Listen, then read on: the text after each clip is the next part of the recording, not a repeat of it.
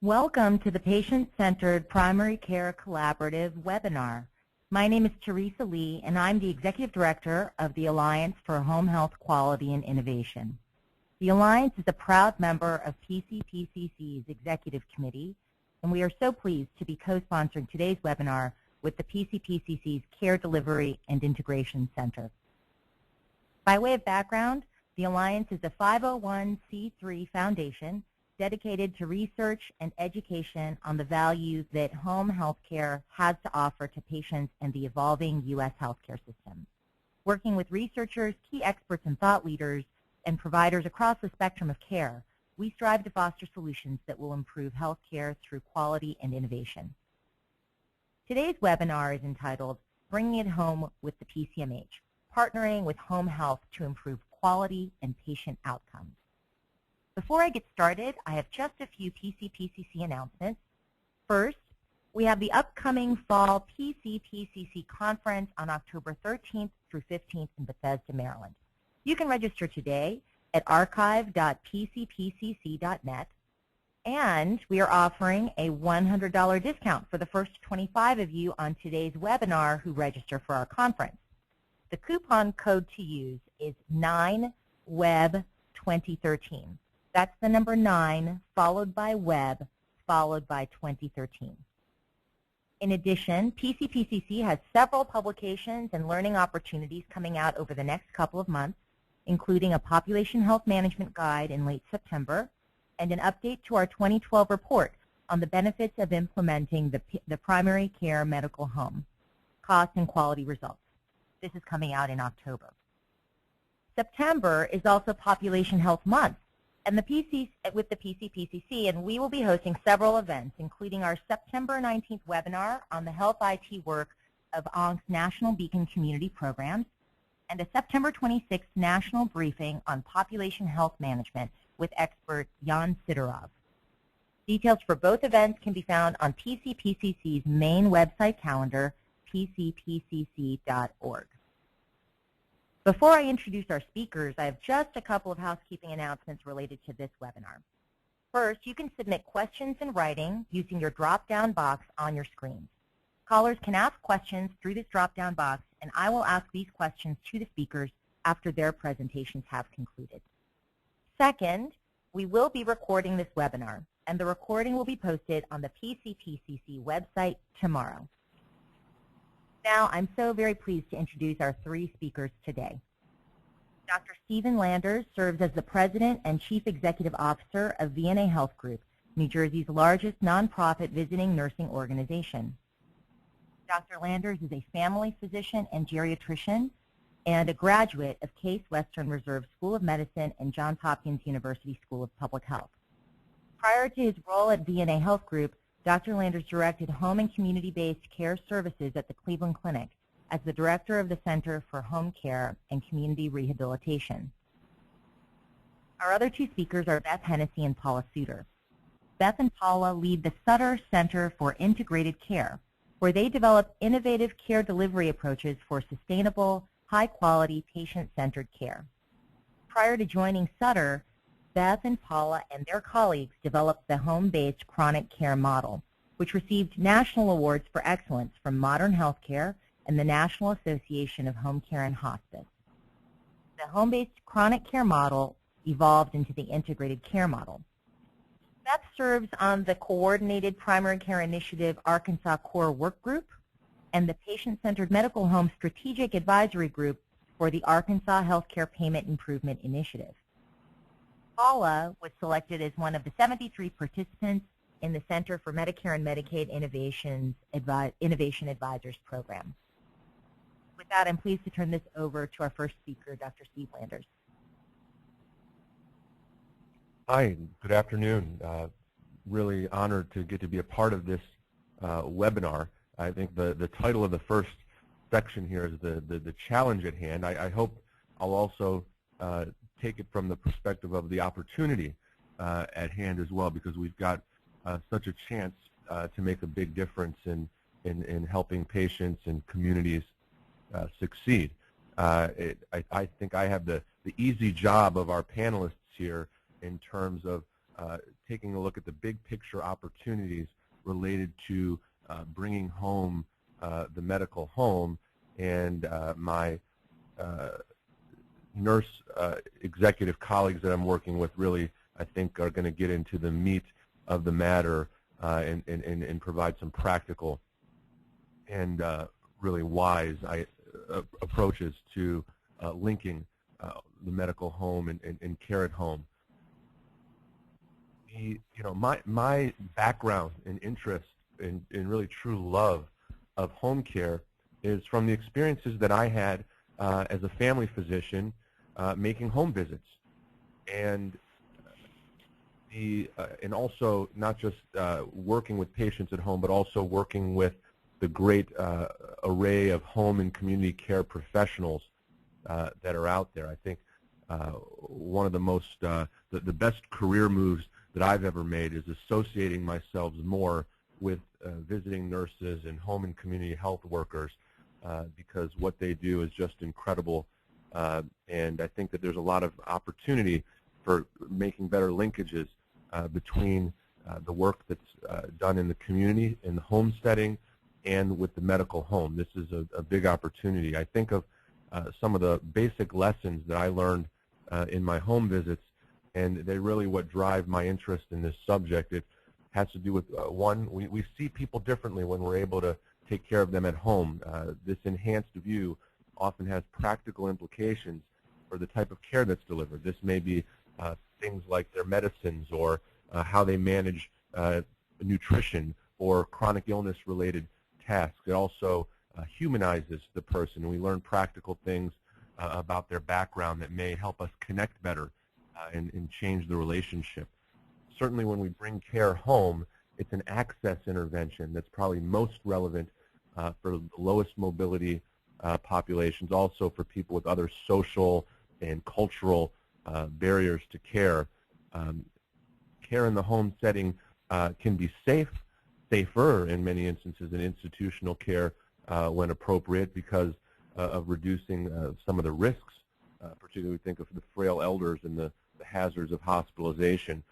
Care at home can be less costly than institutional care, and it's often highly desired. Patients and families will often cite the home as the preferred venue of care in various market surveys or patient surveys about their preference for all sorts of types of care, be that long-term care, rehabilitation, end-of-life care. When possible, people want to be home. The picture that I've shared with you is reminds me, it's here just as a reminder for me of a home visit that I got to do in Shanghai, where the doctor is explaining the story of his patient who had had a stroke a couple months earlier, and he had made a home visit just after she returned from the hospital, and this was actually a couple months out after that, and she was doing much better and moving better. But what I'm looking out at in the rest of the apartment are plants that were planted throughout the home. And what the doctor explained is when he did the first home visit, he recognized that she really liked plants and encouraged her as a form of occupational therapy for her paralyzed hand to prune and trim and tend to more plants. So the number of plants in the home had tripled since his prior visit, and she was getting a little more function out of the hand, and also said that it was helping lift her spirits to have something to do. And it's just a sort of both a practical and humanistic aspect of what you might learn about somebody in their home that makes an impact. Now, it's a neat time to be thinking about care at home. When I, not that long ago, started doing home care as a physician, started engaging with home care, I would get questions from my colleagues, what's the relevance? Where's home care fit? Isn't this sort of, going the way of bloodletting and leeches? It had become, I'd say when I did my training in the 90s, it sort of become a vestige of a bygone era, home care, particularly home physician care. But I think that we're seeing, because of the mega trends, if you will, that notion flip on its head. and where we're often thinking of the home and the community as the venue of care of the future, and maybe institutional care more of a dinosaur in certain situations. And I think those megatrends are, aging and the chronic illness imperative, certainly the financial implications of Medicare and Medicaid and other programs and needing to keep patients in the lowest cost venue where possible, the consumer preference for care at home and care in the community, and new technologies that help support care at home. My workers that I work with at the Visiting Nurse Association in New Jersey, they're out on using mobile devices as their record system. They have GPS support for the logistics of getting from place to place. They're able to access the patient's health record from the home at the point of care.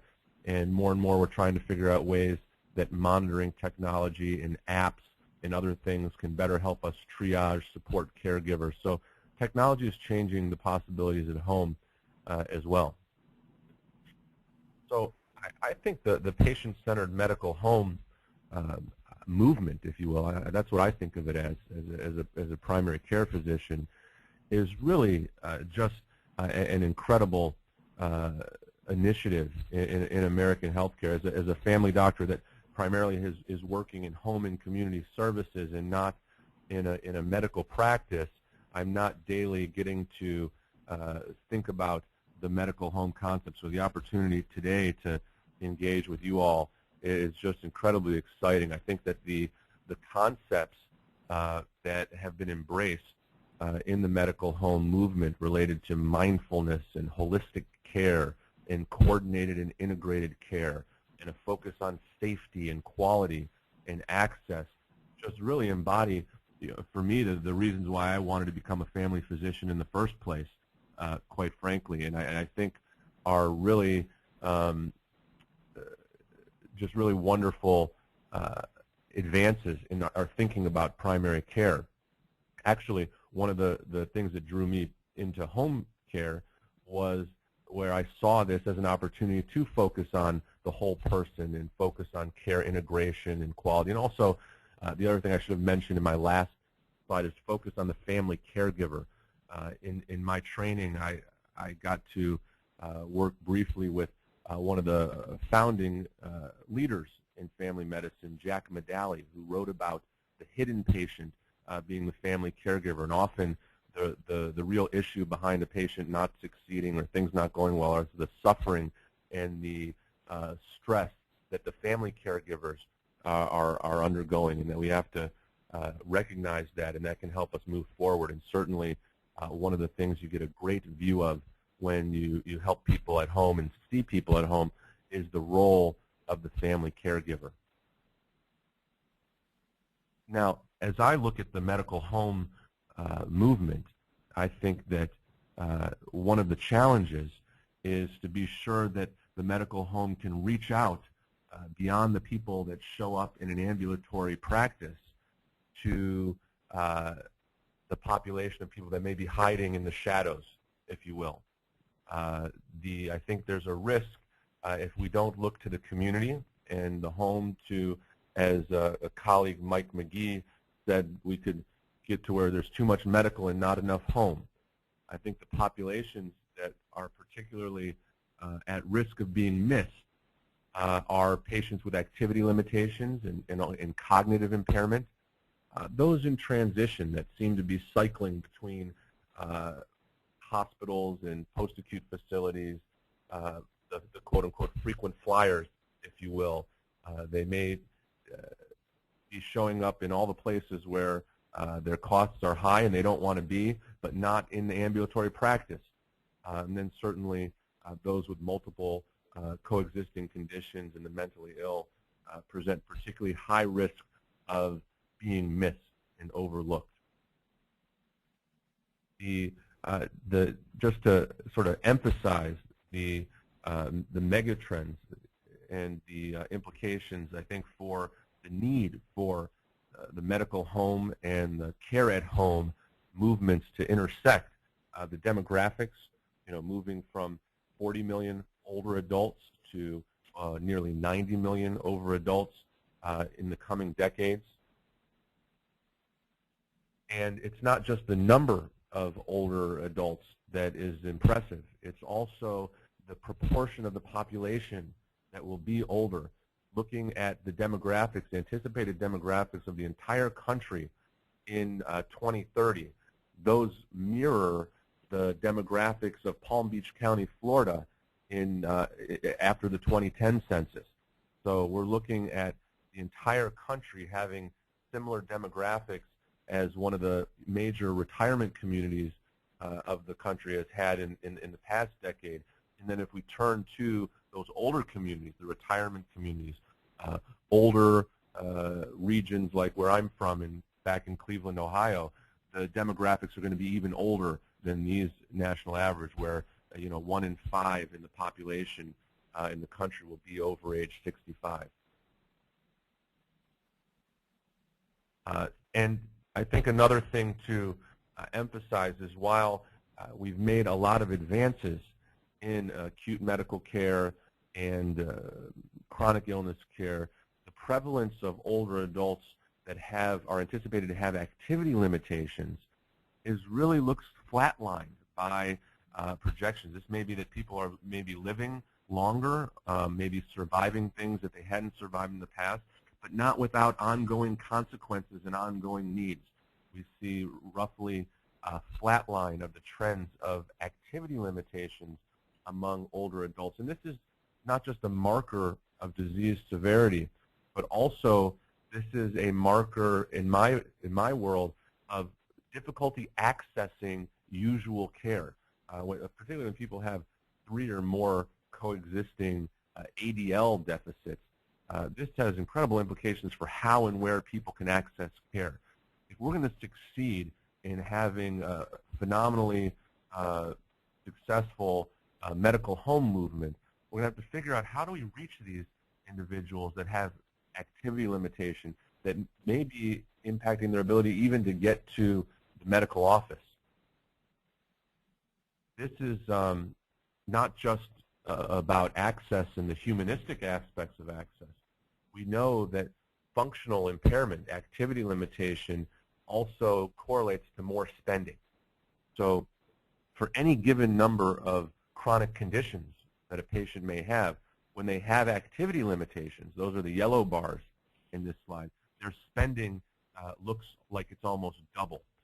So we know that those that have both multiple chronic conditions and activity limitations have the highest health spending.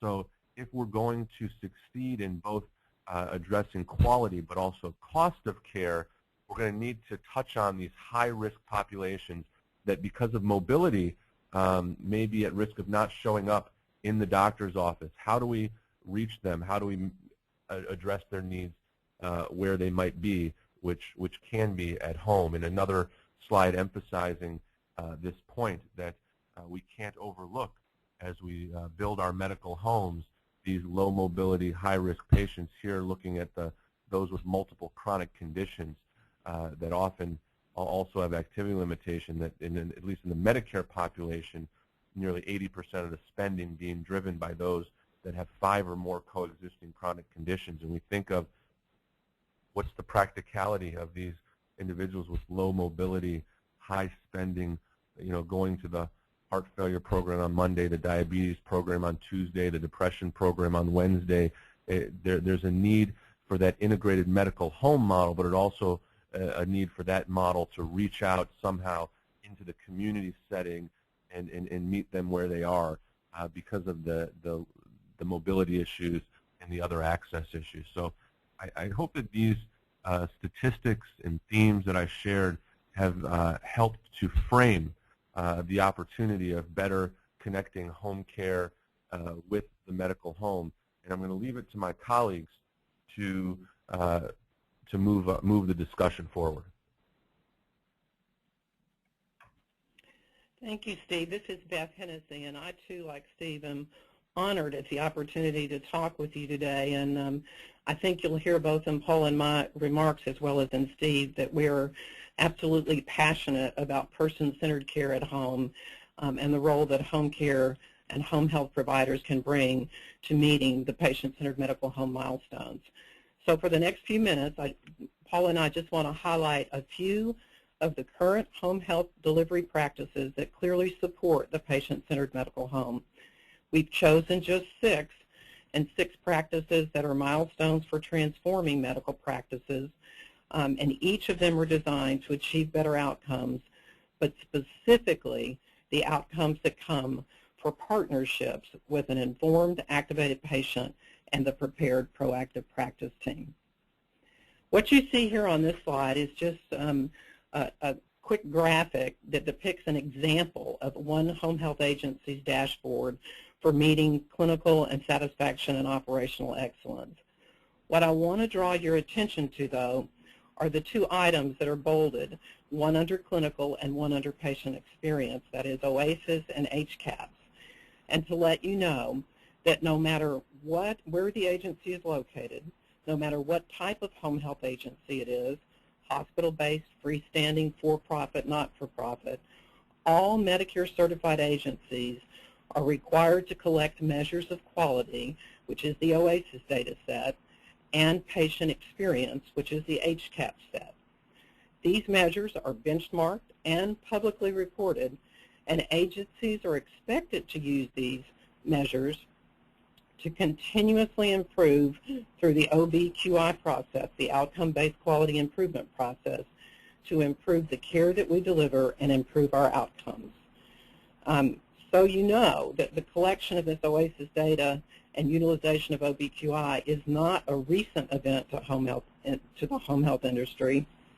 In fact, we've been collecting this OASIS data for almost 15 years.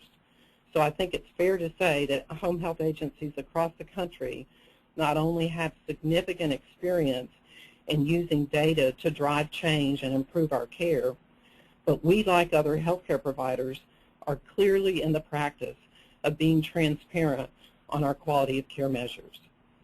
Finally, I want to point out that this OASIS data set contains clinical, functional, and service measures, so home health has been working to improve our quality in a variety of measures that clearly align with a patient-centered medical home, ranging from collecting process measures on flu and pneumonia vaccination, all the way to improving the outcome measures of decreasing emergent care and avoidable acute care hospitalizations.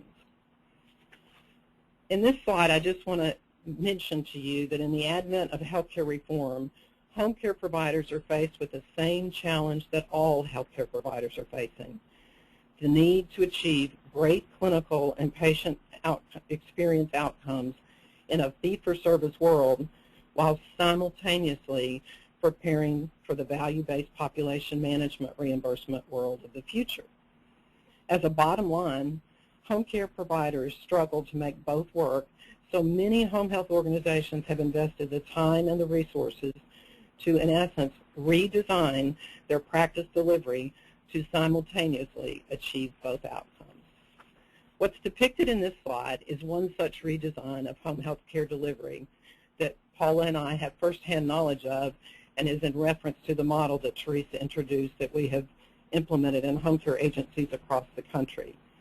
It's a model of practice redesign based on Wagner's model to support the informed, activated patient, but it's also a model that is coupled with health-literate care as called for by Cohen and his colleagues. Specifically, home care providers are redesigning their clinical and operational practices to further augment patient engagement and improve the outcomes of better health, better care, and lower costs. As depicted in this slide, there are currently a minimum of 4,600 home health providers in 46 states nationwide who have been trained in this redesigned home health care delivery model and are at varying stages of implementation and hardwiring. But what we like to say is that there is truly an army at the ready, prepared to be a value-added partner in the patient-centered medical home. So what Paul and I would like to share with you over the next few minutes are just some very specific examples of how home care can do this.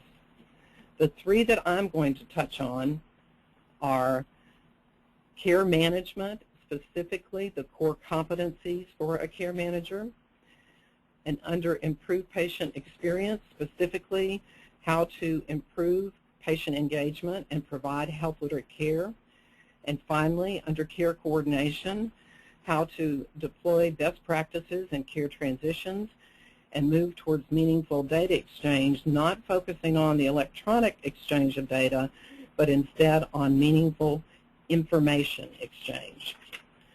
What's depicted in this slide, and I would say if I were giving you home health's resume for why we have expertise in the training and development of care manager competencies, I would first point you to the fact that home care providers have for over 100 years of experience coordinating care in the home and community space, or stated differently, in both the pre- and post-acute care space. Listed in the bubbles are the requisite competencies of the home care provider of today and tomorrow. You will note that while many of the competencies may be what are considered traditional, like the use of evidence-based guidelines, identification of barriers for patients and families and caregivers, and strong communication skills, we have built upon those competencies to include patient engagement skills, patient-activated learning, and forming therapeutic partnerships with patients, families, and caregivers. These same skill sets and competencies would clearly benefit the care management services necessary for successful outcomes in the patient-centered medical home.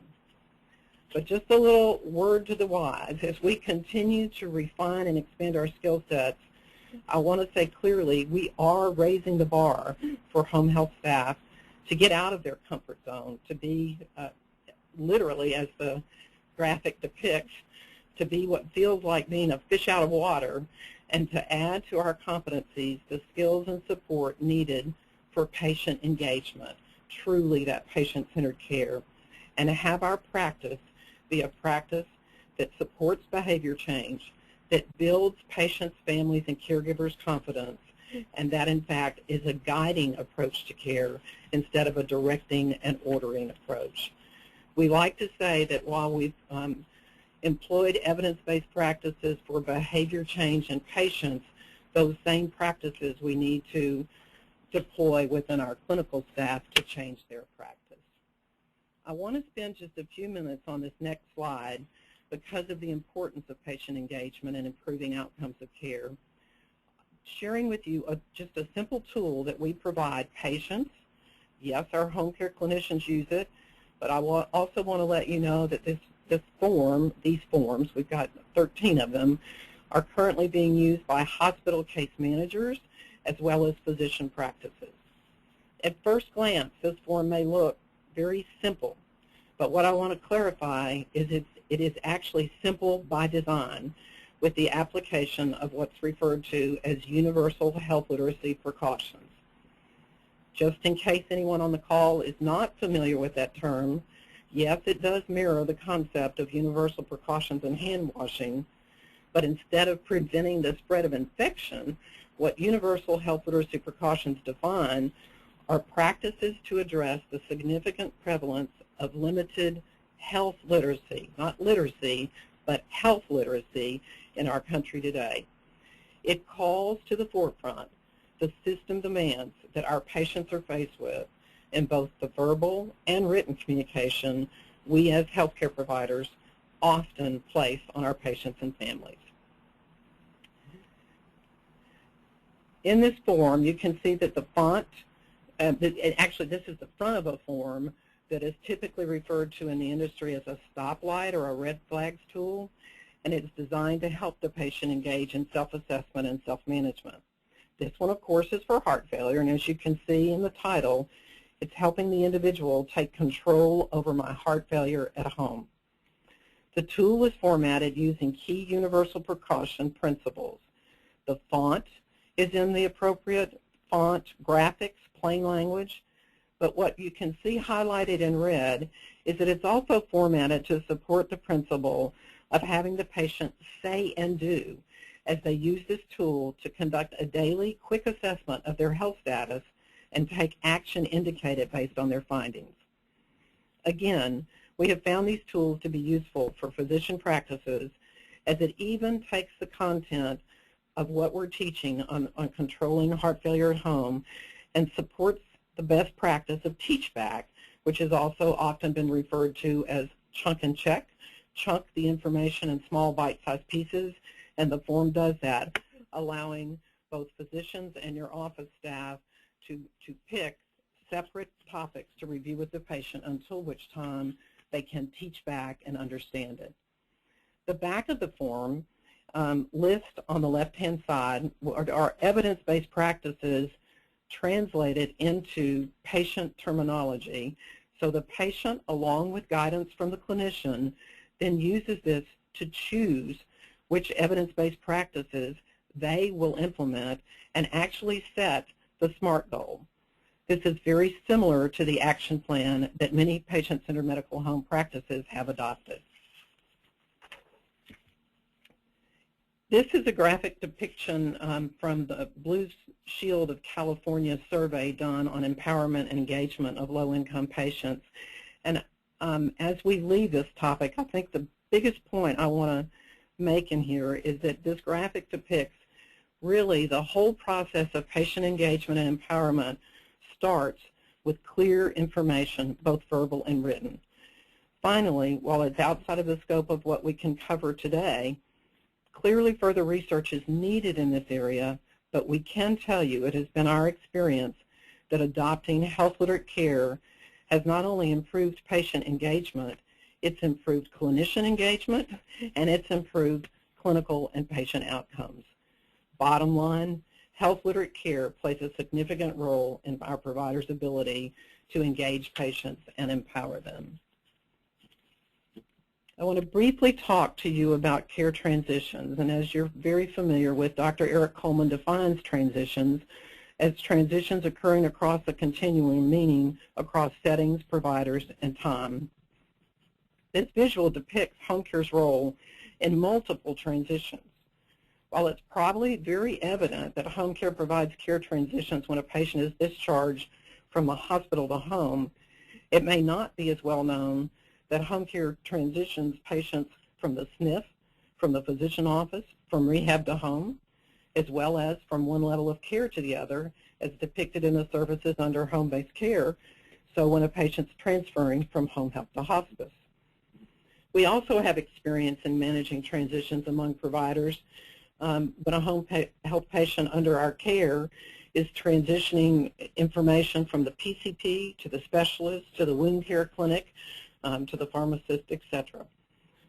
Whether or not a home health agency has a formal program called Transitions of Care, home health providers are daily engaged in providing best practices in all transitions, and we get to measure our effectiveness in our best practices through certain outcome measures, like I mentioned earlier, how we fare in our incidence of emergent care and acute care hospitalization. In this slide, I've taken just two of the widely adopted care transitions models, both Dr. Coleman and Dr. Naylor, and highlighted some of the three best practices out of their models, which include medication management, red flags, and follow-up with the physician. As you can see, these best practices are also being provided by home care providers nationwide.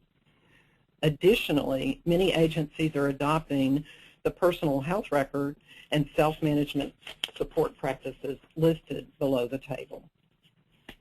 And finally, I want to talk just briefly about home care agencies that are daily faced with the challenge of providing meaningful and timely exchange of information, and especially with our physicians and other members of the healthcare team.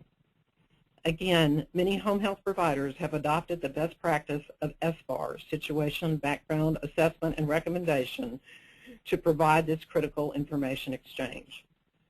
In order to support expert practice in this communication, we advocate home care providers using SBAR in a variety of settings, such as our multidisciplinary case conference, our admission note, and our verbal and written communication that is shared with physicians.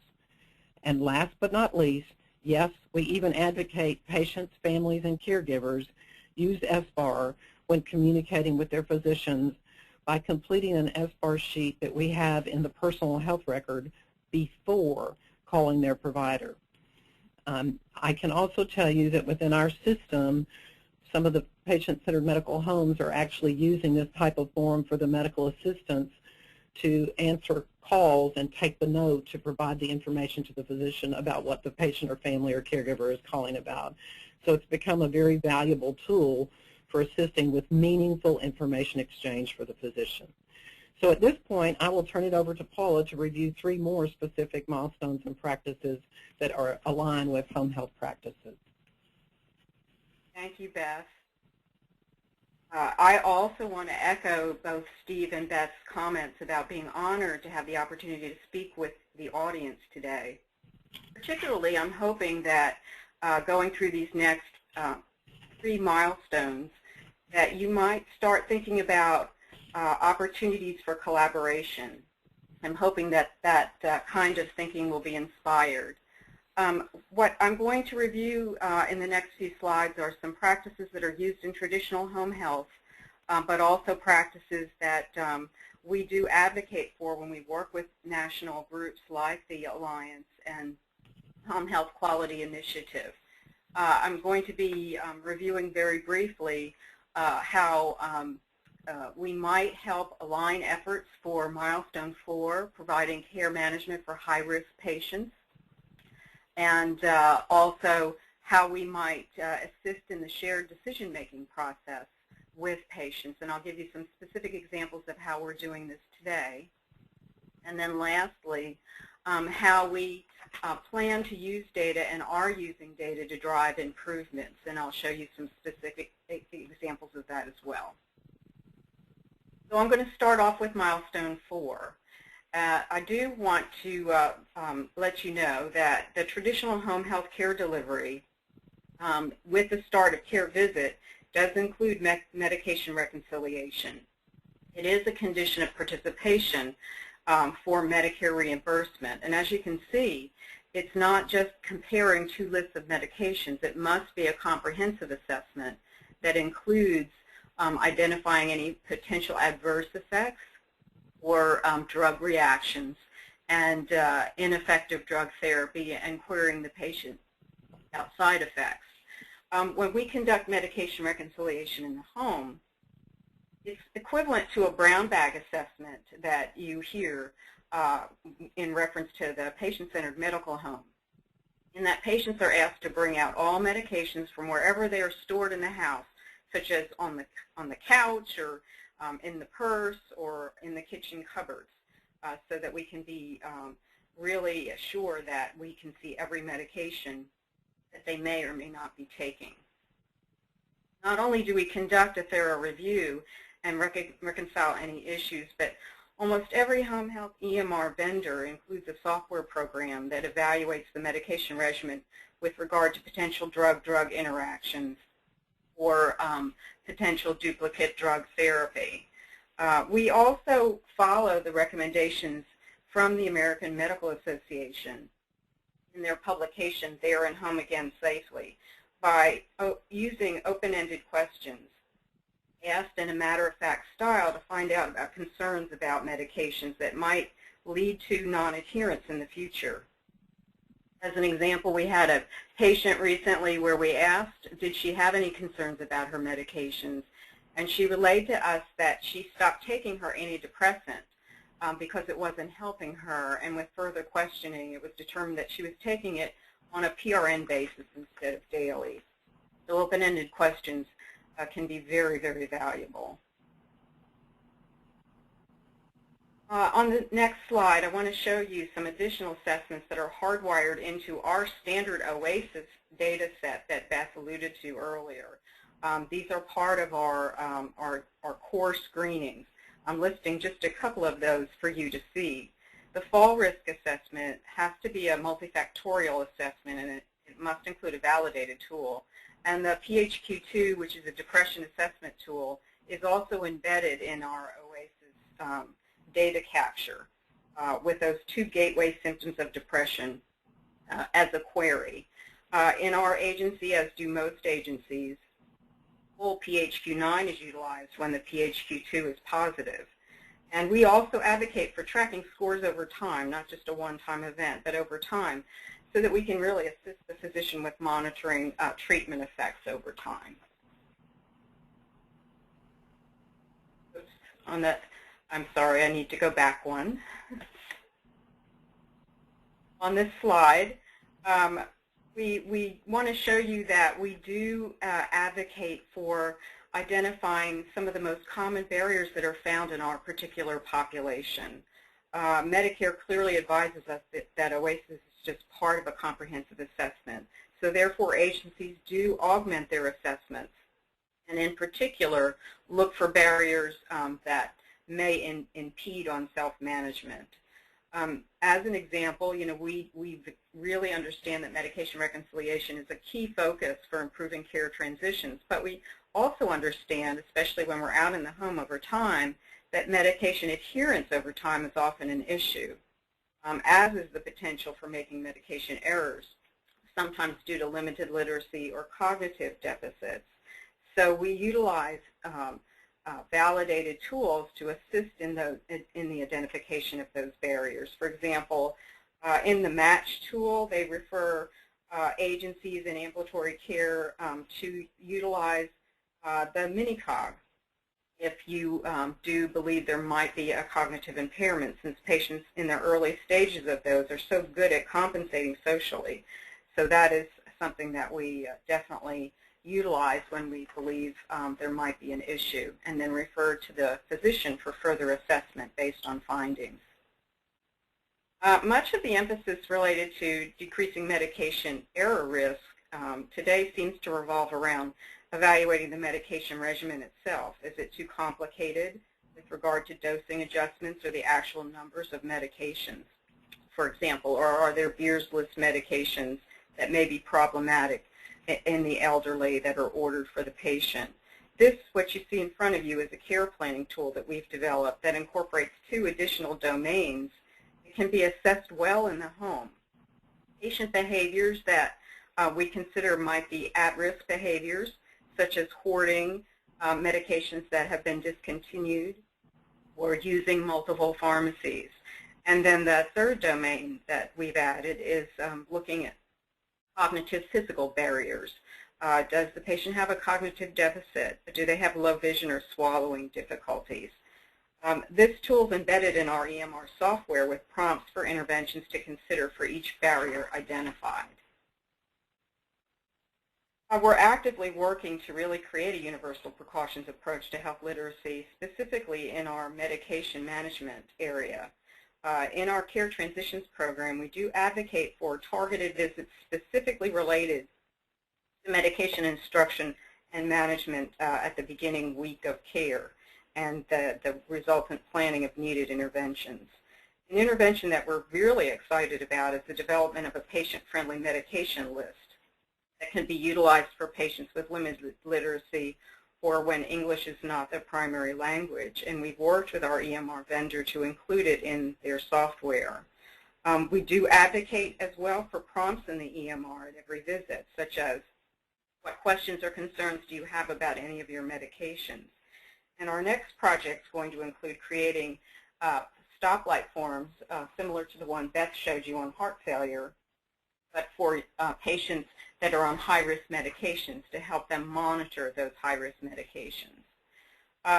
And now I just want to make a few comments about milestone 5, patient-shared decision-making. We often think of shared decision-making in the context of important health decisions, such as whether or not the patient wants to have an invasive versus a non-invasive intervention for a condition, but we do know that patients make decisions on a daily basis related to their health, and we see short-term goal setting as a form of shared decision-making as well. In that AMA paper I referenced before, there in Home Again Safely, the AMA panel states that patients do have an inherent right to set their own goals, and they should be able to do so with the best information and advice available. So we see our role in goal setting as listening to the patient, providing reliable information about healthy behaviors, and offering options using plain language, and really helping inform that goal-setting process. The ability, though, to listen well and really support change takes skill and competency. And so these competencies that I have listed on this slide are those that we really strive to equip our home health clinicians with, such as the use of motivational interviewing, so they can truly act as a guide in the whole goal-setting process. Decision support aids, too, are being utilized across the, agencies, similar to the one that's up on this slide. This tool helps introduce goal setting as a collaborative process, and it's really meant to elicit the patient's preferences. Dr. Stephen Cole has also developed a similar tool, the Ultra Brief Personal Action Plan, used specifically in primary care practices. His tool, as does this, walks both the patient and the clinician through the steps of setting a goal so that they are actually more likely to meet the goal.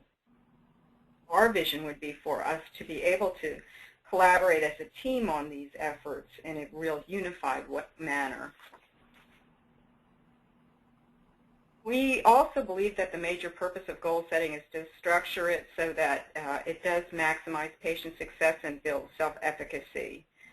We see goal setting as a process to move the patient from low activation to a higher level of activation.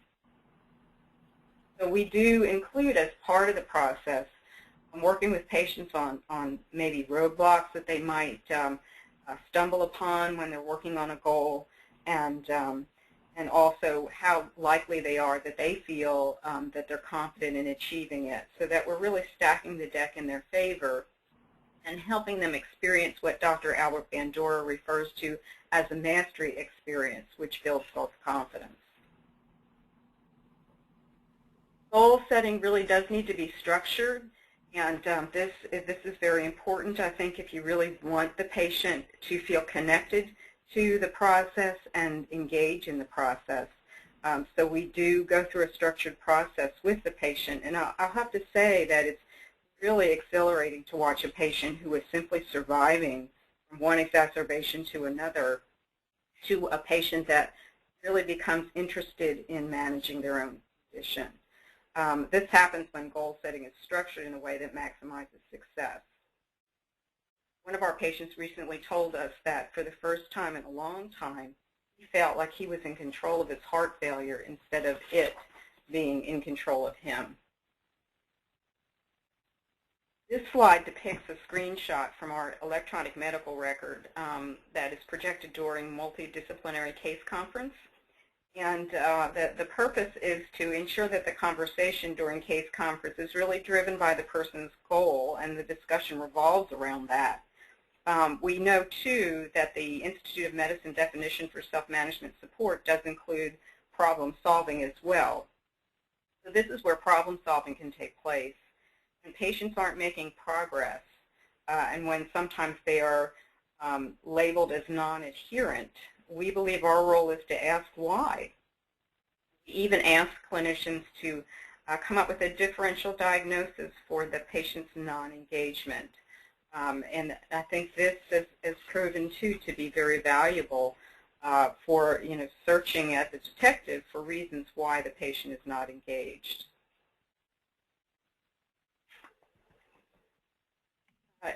Another area with regard to improving patient-shared decision-making has to do with remote patient monitoring. Many home health agencies today utilize remote monitoring of vital signs and symptoms as a tool to help reduce unnecessary readmissions. But it's not just utilized to identify the early signs of exacerbation. Often it's used to illustrate cause and effect relationships.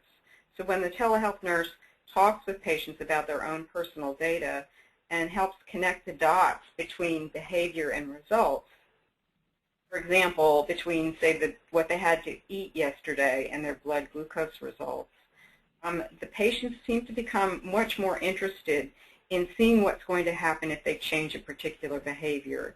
And that decision-making can take place between the telehealth nurse and the patient when the patient is guided by their own data.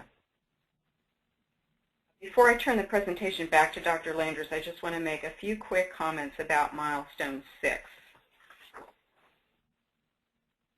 What you see on the screen is a benchmarking program. As we have said prior, home health programs do utilize OASIS data for benchmarking purposes. But in addition, home health agencies often subscribe to benchmarking packages, additional ones that augment what they already receive in terms of data, specifically to allow them to evaluate the data in alignment with their stakeholder partners. For example, our OASIS data provides us an acute care hospitalization rate. These benchmarking packages, though, allow us to drill down further to see maybe specifically what's the contributing factor to this particular rate, or what is our 30-day readmission rate, which aligns with our partners' goals. And then lastly, more and more of our home health EMR partners are really striving to help us review data that's meaningful and actionable. What you see here is an example of a summary level report. It's a dashboard, kind of a snapshot of key indicators of the patient's condition management that we use currently in case conference. Our goal is to share this snapshot with our stakeholder partners, similar to the concept of SBAR communication during handoffs.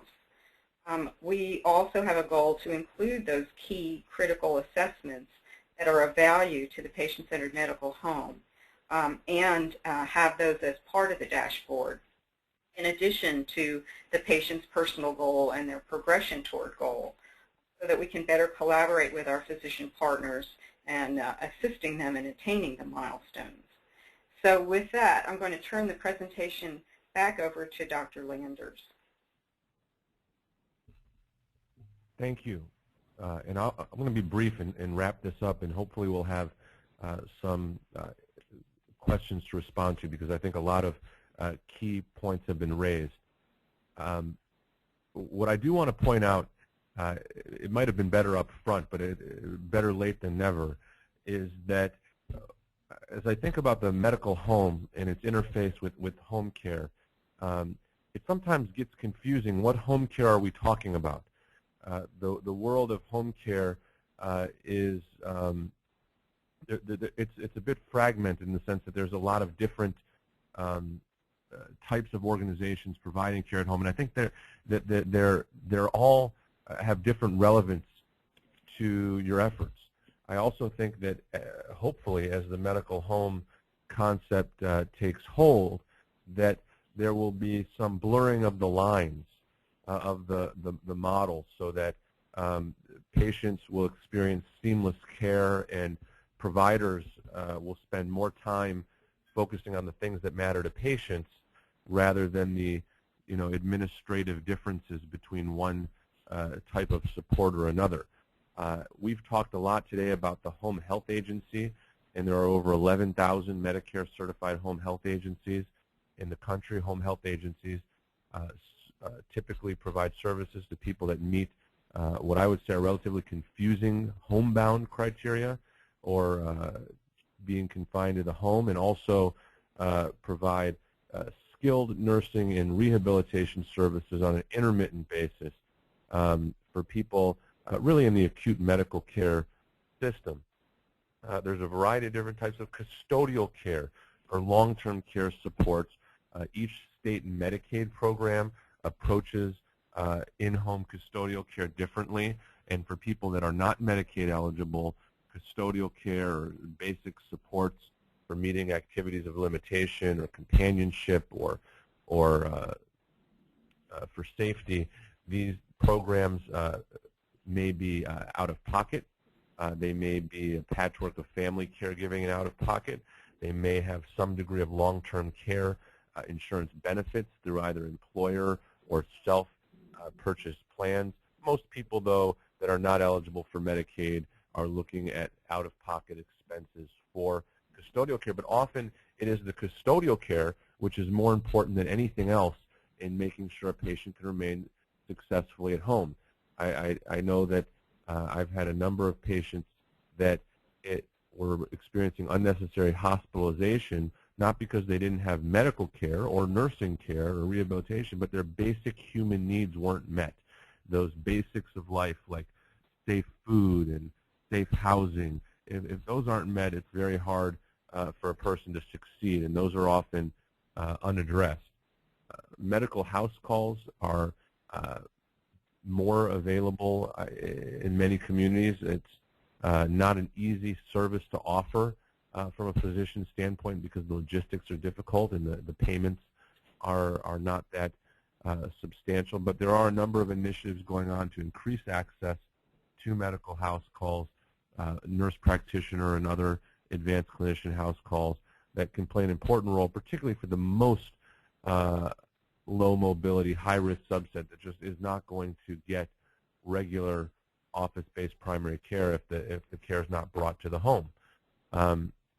Hospital at home is a model of care where acute care is moved from the hospital to the home setting, and there's good literature on the ability to take patients from the emergency room setting with on the lower end of the acute care spectrum, but nonetheless meeting criteria for hospitalization with heart failure exacerbation and pneumonia and COPD and cellulitis, DVT, and moving them to a home-based model rather than hospitalization.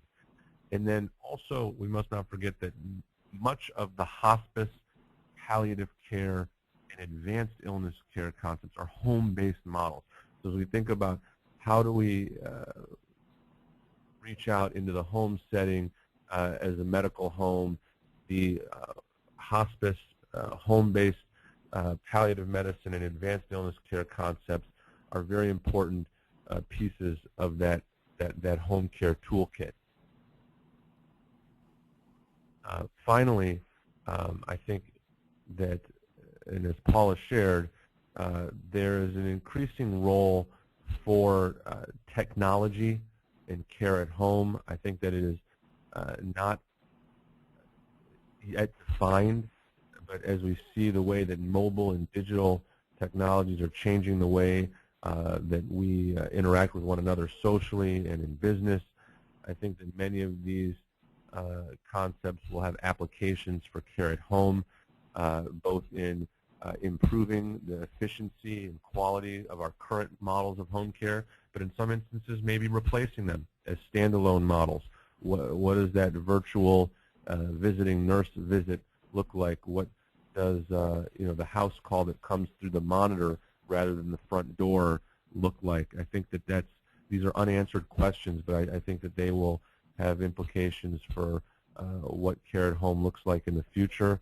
I think that we certainly can do a lot to fill the white space for the highest risk patients and families. Many caregivers with seriously ill home care family members have 168-hour-a-week jobs, and our most accessible interventions are 3 times a week, 45-minute visits, and maybe technology and other channels of access for patients and families can play a role in between our home visits in trying to improve patient experience and caregiver experience and access. So I think that there may be ways that mobile and digital technologies will help us to elevate humanism and compassion and care. And I just want to conclude my thoughts with just emphasizing again that I see just a great opportunity for us to connect the patient-centered medical home movement with the care at home movement to really improve value, but also to improve compassion and caring for this high-risk group of patients that are driving a lot of costs, that are suffering a lot, whose family members are suffering a lot, and also probably losing a lot of productivity at work and other areas. So, hopefully the areas that we touched on in the home care arena are resonating with you and your efforts in advancing medical homes, and that together, in the future, we'll be able to make a bigger difference for many vulnerable people. So thank you, and I know we'll have some questions here. Great. Thank you all so much. Thank you to Dr. Landers and to Beth Hennessy and Paula Suter for their presentations. We do have a few questions in the queue. Let me answer first a question that was recurring a couple times here. There were a couple questions about accessing the slides after this webinar, and what we will try to do as the Alliance for Home Health Quality and Innovation is provide a set of shareable PDF slides after this webinar so that folks can see portions of the slides that may or may not have been visible because of the way it was situated on the screen.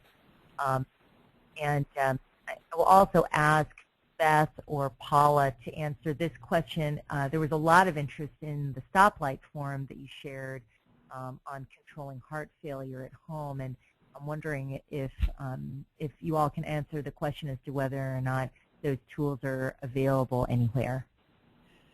Absolutely. This is Beth. Absolutely, the tools are available, and I think maybe, Teresa, the simplest thing to do is when you're posting the slides, we can give the information of how to access the tools. Fantastic. Okay. Perfect.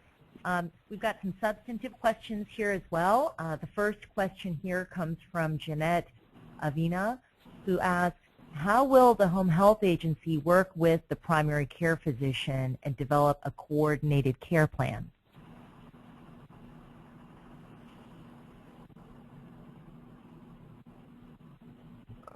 I can take a shot at the question. I think it gets at the core of, good care, which is the team being on the same page. Now, home health services, particularly Medicare home health services, are all have a statutory requirement to be under the plan of care of a physician.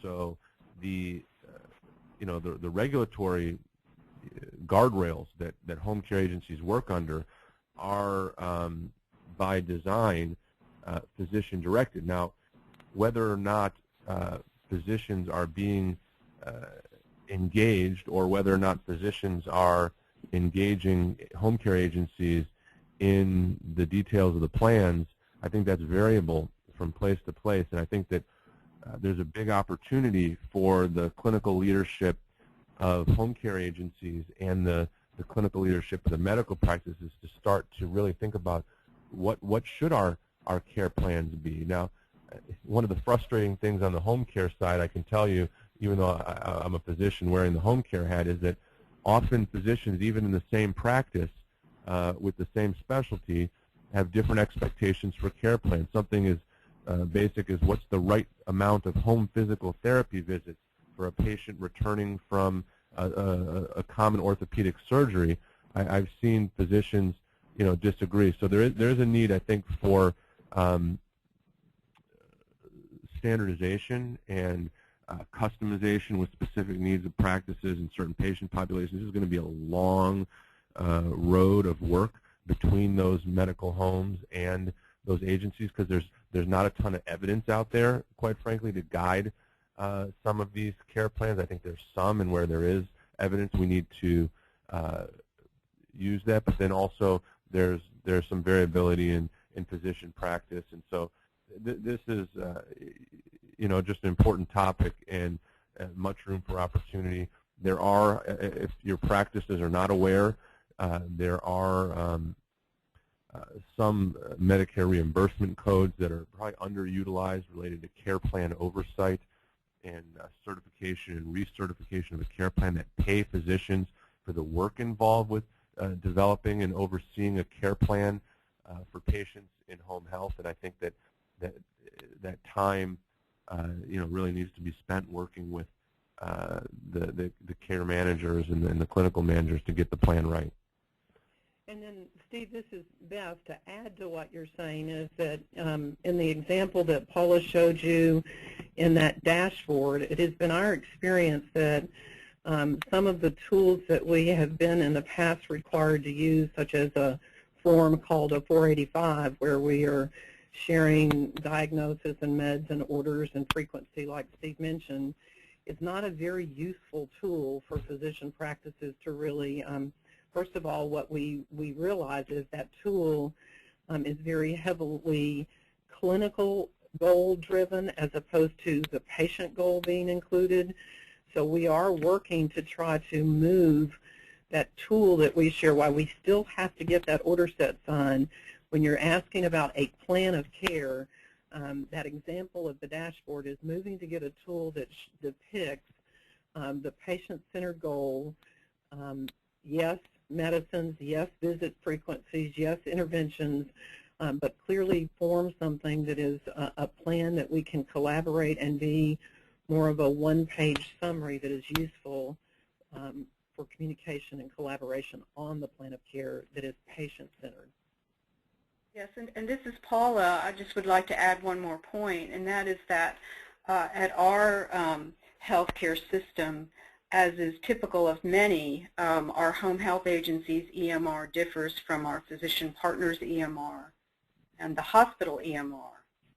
We're working and advocating for connectivity, for being able to interface together so that we can share data in an easy manner. And what we really need are our physician partners to also advocate for wanting to have access to our data, and I think that will help move the information sharing forward. That's great. I think that all of those answers are right on point, and sort of related to your comment, Paula, about EMRs. Got a couple questions here about EMRs. One being, what EMR system do you use for home health? And I'll only take that just to say that I think that there are numerous different vendors that are out there with home health EMR systems, but that I know that there's a very significant movement afoot, consistent with what Paula mentioned, try to make sure that all of those systems are going to be interoperable, and have standards that are going to enable health information exchange across the healthcare system. I think we're really only at the beginning phases of this, but I know that the Alliance has been really, we've tried to be as engaged as possible. Home health providers have a voice in how all of that integration of systems is done. Let me ask another question here. This one comes from Rowena Bartolome. The question is, providing culturally competent care is a vital component of patient-centered care. What programs, if any, have home health agencies implemented to address cultural and linguistic needs of homebound patients? I'd be happy to try and address that. Just real quickly, going back to the technology piece, and then talk about the cultural pieces. A little bit of a political note is that while the stimulus funds to support enhanced medical records in primary care, in medical care settings, has done a lot, I think, to move along practices. In the home and community care setting or post-acute care setting, no such national policy has been undertaken. And so if you feel like you're moving ahead of the key partners in the community that you work with in terms of information development and exchange, it's probably because you are. And we, I think, really need to think about, from a policy standpoint, how do we make sure that these home and community-based services are also brought out of the dark and connected to medical practices, because it's going to have huge implications for our success at dealing with the most costly, high-suffering patients. With respect to cultural competency, if you will, or culturally appropriate care, I think that there's a real broad array of activity in the home care setting related to culturally aligned, culturally appropriate care.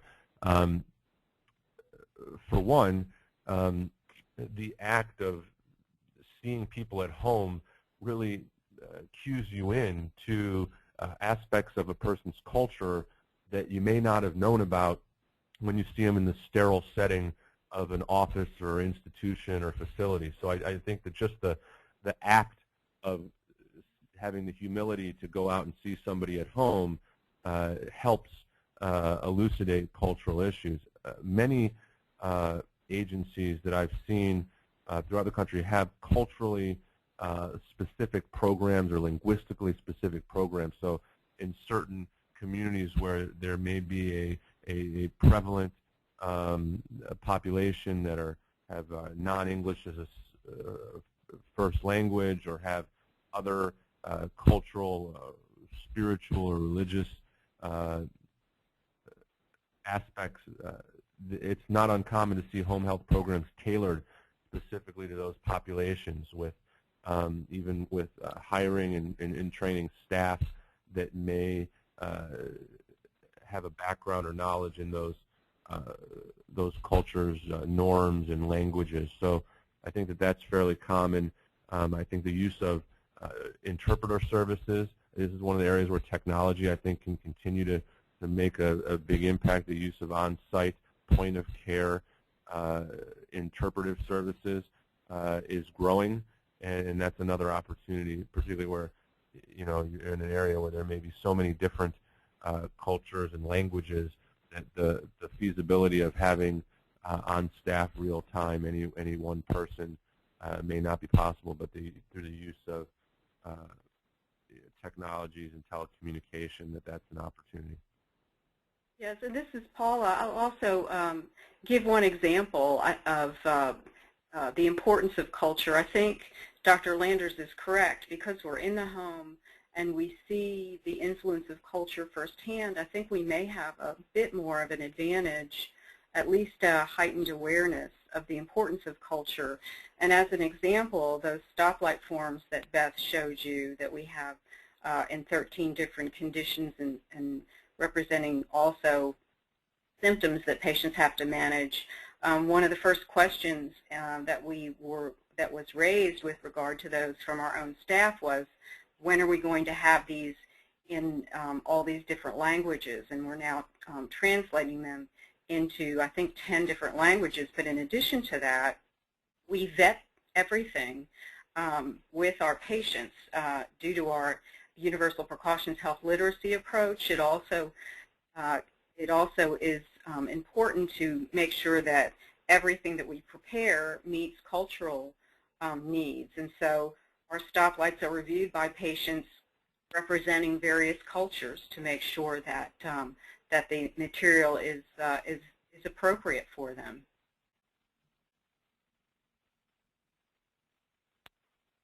That's great. I've got a question here from Jeanette Avina again. Will patients, when seeing their primary care physician, bring in care plans and self-management tools, or is the plan that this information would be shared electronically? It's a good question. I'm going to ask Beth if she could answer it. Okay, this is Beth, and actually we advocate both.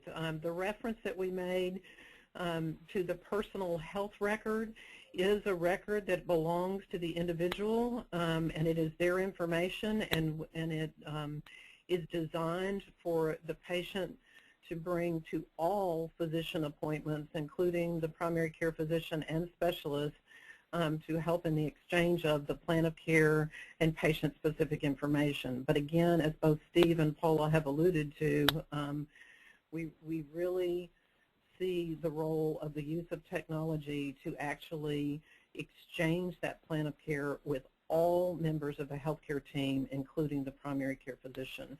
But that is a work in progress and a goal that we need to set among our EMR vendors and provider practices. Great. I've got sort of a comment and a question from Angela Lee.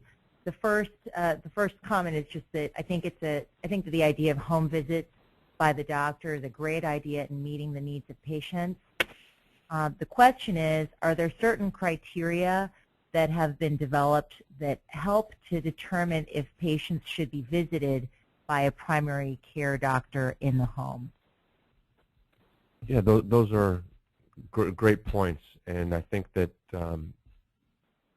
you know, there are criteria for whether or not it's appropriate to bill for a home visit, which is sort of uninspiring to me. But basically, if it's, you know, in a Medicare program, if the patient has a medically necessary reason for being seen at home, like that they are homebound or that there's a need to assess their home environment, as long as those medically necessary reasons for seeing them at home in lieu of an office visit are documented, generally those would be reimbursed. I think the more important question is really more not who can we bill for a home visit on, but who should be getting care at home. I think that question right now is best being answered by the Independence at Home demonstration project, which is a CMS Innovation Center initiative around home visiting primary care. The eligibility criteria for that program is that a patient have 2 or more coexisting chronic conditions, 2 or more coexisting activity limitations, and some prior use of hospital, emergency facility, or post-acute facility. So I think that we'll know from that test, if you will, with Independence at Home, whether or not that was a well-targeted approach from a quality and cost standpoint. I think you can make the case that there are people outside of those guide rails that would be appropriate for care at home, but I think that's a good rule of thumb is multiple chronic conditions, activity limitations, a history of health service use. Great. I've got a question here from Angie Bentley. The question is, what did you mean by, quote, SMART goal? Is that an acronym for something? This is Paula. Yes, it is an acronym. It's a process that we advocate for the goal-setting process, and it stands for S is short-term, M stands for measurable goal, A is achievable, to make sure that we're not being overly ambitious when we're setting goals with patients, but the patient believes that they can actually go out and do this tomorrow. R is the relevance of the goal, and that's a key aspect of the goal-setting process as far as we're concerned.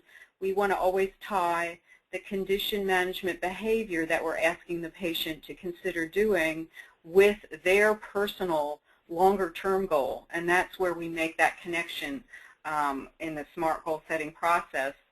And the T stands for time-based, meaning that these are short-term goals, and therefore there needs to be a time limit on it where both the patient and the clinician can come back together and evaluate how well the goal-setting process went and whether they've met that short-term goal and they're ready to now set the next goal, or if they have some problems. That's where problem-solving would come in, a discussion of what may have derailed them and what they can do next time to not derail, and then they can and try again. So that's just a process that helps guide the goal-setting process, and it's utilized in healthcare, but it's also being utilized in businesses, in HR departments, because it is a method of making sure that you can determine if the patient is making progress or not, since it's measurable and targeted. Great. Thank you, Paula. This is a question for either Paula or Beth. The question comes from Jennifer Roberts, and it is, in the Sutter system, do you have a pharmacist visit the patient at home? How do you involve pharmacy in your system? This is Beth, and I'll answer that. At this point, we do not, within home health, have a pharmacist that's a part of the actual team that does home visits. But I will tell you, where we were before, we actually, because we firmly believe that pharmacy should be a member of the team and a viable member of the team, but it gets back to what Steve alluded to earlier as far as what is covered and represented under the home health benefit, and trying to find a viable solution of how to bring that member to the team.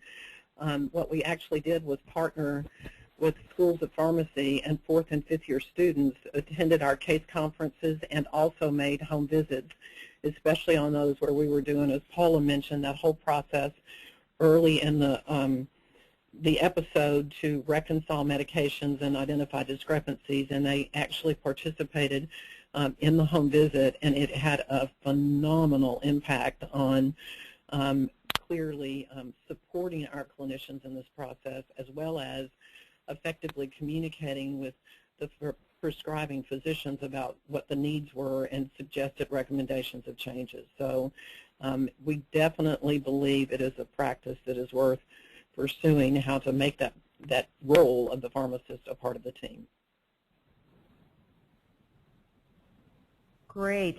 Thank you so much, Beth. I've got a question here, and I'm not sure if any of our panelists know the answer to it. It's about Medicaid policy. Would you detail the newer policy of allowing states independence in the use of Medicaid funds to provide home care?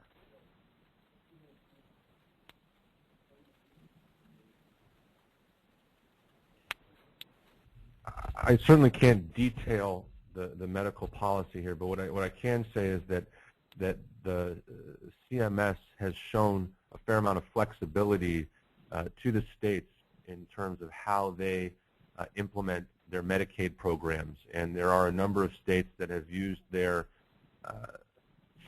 Medicaid waivers and other permissions from CMS to quote-unquote rebalance their long-term care systems to emphasize care at home and community supports. I think that we'll see more of that. One of the recommendations of the recent Long-Term Care Commission that was convened after the last fiscal cliff political deal came out with their recommendations on Friday, and one of them appears to push toward more state flexibility in rebalancing their long-term care portfolios. But that's just a recommendation. That's not any new legislation or law. Great, thank you.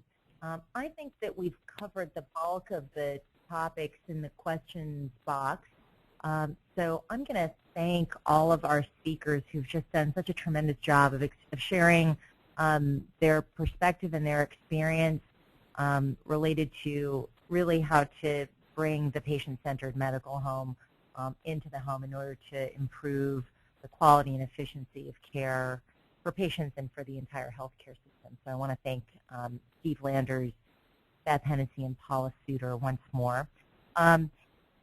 Just a couple of quick notes here before we conclude. The first is that if this topic of today's webinar interested you, I welcome you to join the Alliance for a briefing this Thursday, September 19th in Washington, D.C. on how healthcare delivery system reforms are leveraging home healthcare. The event will be live, but also will be webcast, and you can learn more about the event at www.ahhqi.org.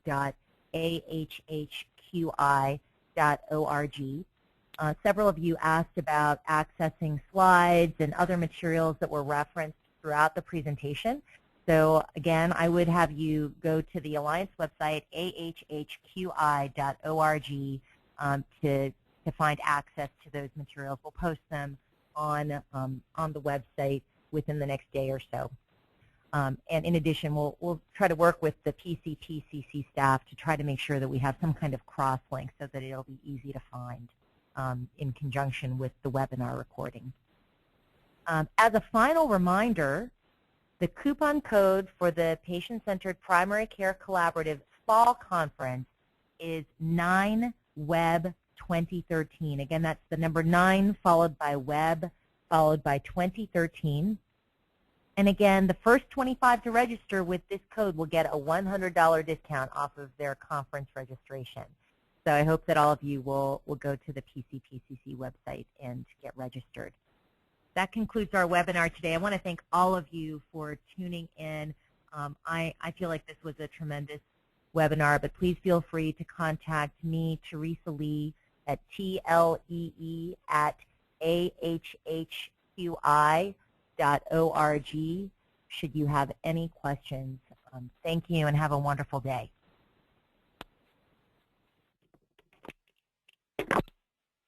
The organizer has ended the session, and this call will be disconnected. Goodbye.